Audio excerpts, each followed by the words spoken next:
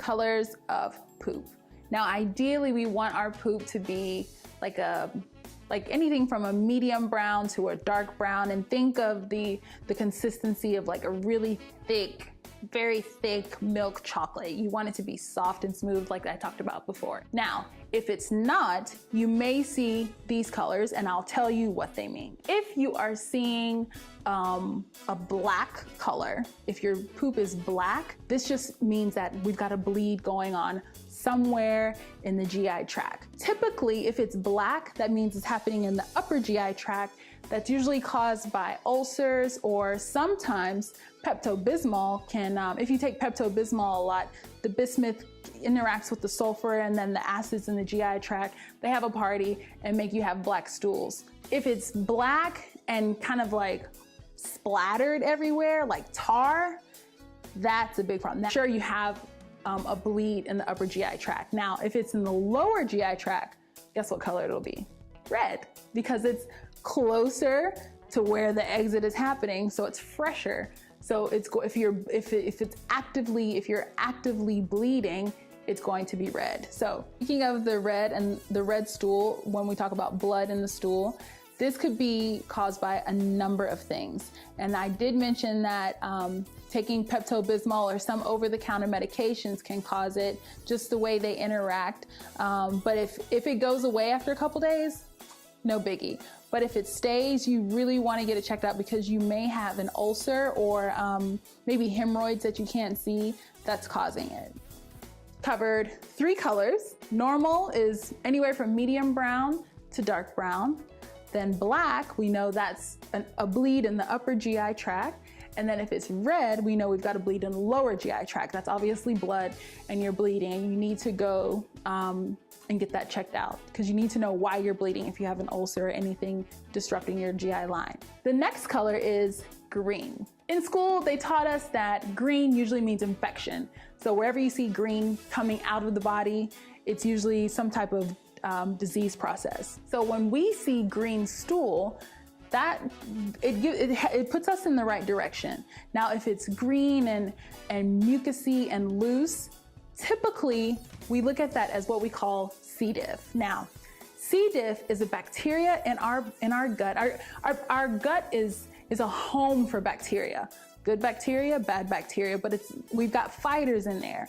C. diff lives in us, but what kills C. diff, or what kills our normal flora to make C. diff show itself, is antibiotics. So working in the hospitals, I've seen patients who have C. diff and it doesn't look normal. You can't control it. Sometimes it's kind of explosive, just wow, that's C. diff. Yes, it's contagious. Yes, someone else can get it if, because whenever we go into patients' rooms that have C. diff, we have to gown up because you really don't want to contract it. That means the body is not able to provide its soldiers to fight off this bacteria, so it's spread.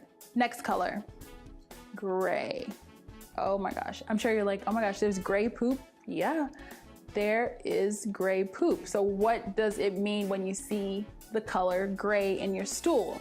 Now, not to scare you, if you see the color gray in your stool, you need to ask yourself a couple questions, okay? Did you just travel or come back from outside of the country? Have you been having problems with your stool before? Did you eat anything that may have been totally different from what you've been eating? And 4, when was the last time you've been to the doctor? Now, the reason I asked that question, when's the last time you've been to the doctor, is because when we talk about different cancers can present themselves in different ways. And sometimes, especially when we talk about cancers relating to the stomach and the rectum area, like colorectal cancer, colon cancer, things like that, sometimes it can present itself with gray stool. And not just gray formed stool, but it'll be like pencil-like, really, really thin, pencil-like stool. It may be brown, it may be gray, but if you are seeing gray stool, please, please, please make an appointment with your doctor. If you can, save a sample and take it to them. I'm sure they'll be more than happy that you've saved it for them and move on and go on from there. But I just really want you to be encouraged to look back at it. That should be the topic of the show, look back at it, and check out the frequency, the consistency, and the color of your stool to know what's going on with your body. Last but not least, this one isn't really a color, it's more like a tint. Let's say your stool is brown, your normal medium brown to dark brown, but there's like a kind of like a red or like a purple tint shadow thing hanging around it. That's okay. Now, that could be one of two things. Either one, you just had asparagus or some beets. Asparagus and beets can change the color of your stool. Sometimes it won't change your whole, like the entire stool itself, but it will create a tint around it in the toilet bowl. So if you see that, don't freak out. Just say, oh yeah, forgot I had asparagus, or I forgot I had beets. Now, if it's happening for more than like 2 or 3 days and you haven't had asparagus since then, you might want to get that checked out. Okay, so that's it for this section. We've talked about the frequency, consistency, the form, and the color. So the next segment, I'm going to talk about a few tips on what to look for when you do look back at it. Does your poop float or does it sink? Now, it's okay and it's totally normal if your poop floats. Now, all that means is you may have a lot of gas that's in your stomach, that's in your, whether it comes from your diet. There are things that can create gas, like beans, cabbage, you know, those kinds of like rich, nutrient-rich foods. But if it starts to have kind of like a slick consistency or a slick appearance, then that's when you need to get it checked out. So we've talked about colors and consistency of your bowel movements, and I want to just go over again. If you've seen the color red or the color black, you know we've got a bleed in our GI tract. So it's really important to follow up on that. Go to your doctor. If you have, maybe you have a home blood test, which it's called a Guillac test, and that will test to see if you have blood in your stool. And if you don't, that's okay. Just contact your doctor, let them know you've seen kind of like black stool or red stool and you want to just get further checkups. If your poop smells like rotten eggs or sulfur or something like that, oh honey, you can guarantee you have got a parasite going on. And I will tell you a personal story. When I went to Nigeria, when I was there, I would only drink from the bottles, like the water bottle, except for that one time where I drank from the sachet.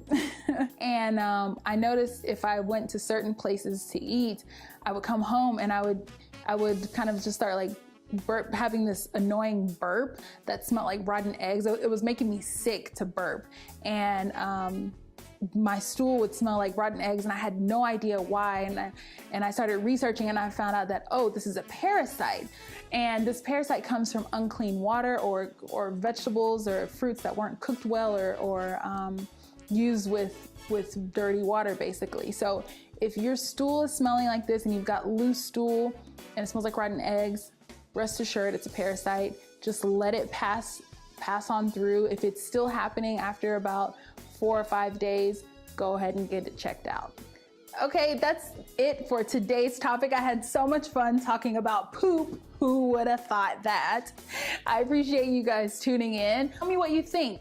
Follow me on Instagram at Kathy Ifeanyiwa. Send me a message. I'll be sure to reply. But for now, I have to go. So I'll love you and leave you until next time.